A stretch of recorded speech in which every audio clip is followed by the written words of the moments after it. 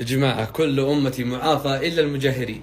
أنا بس بجيب الكلام الحين من منطلق ديني عشان بس يعني أبري ذمتي من ناحية الدين، بتجيبها من ناحية ثانية.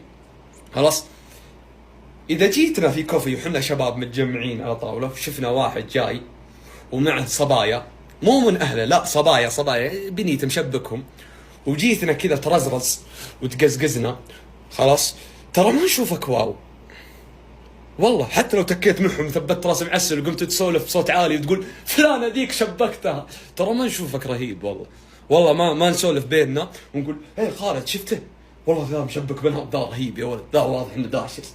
لا ما نقول كذا، كلنا نسبك ونذمك. اعلمك ليش؟ لانك هطف من قاد، لانك سبيكه، لانك لطخ، لان وجهك ما يسوى ريال. لو وجهك له قيمه ما حطيته وسط البنيت قدام الله وخلقه.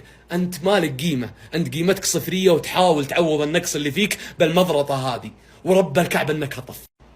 كلامي هذا للورع اللي يكشخ بالبنات، لكن انا عندي كلام برضو للبنت اللي ترضى تطلع بهالمنظر.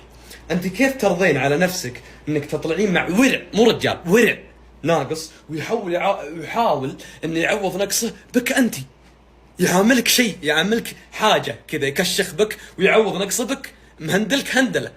والله العظيم لو هو من منطلق حب وانت طلعتي معه من باب اني هذا حبيبي واحبه، فهذا ما يحبك، هذا ملعون والدين، هذا مو رجال. والله العظيم مو رجال. لو فيه من مبادئ الرجوله شيء واحد، ولو هو فعلا يحبك، لو فعلا يحبك خلاص ما رضى انه يطلعك بهالشكل. والله اللي يسترك ويعفك ويغار عليك من اهلك ويتزوجك اليوم قبل بكره، لكن رضى عليك بالشينه ورب الكعبه بكره لا صار لك من الدنيا شيء سمعك خامس، وانت يخليك ترزرزين معه يا السبيكه.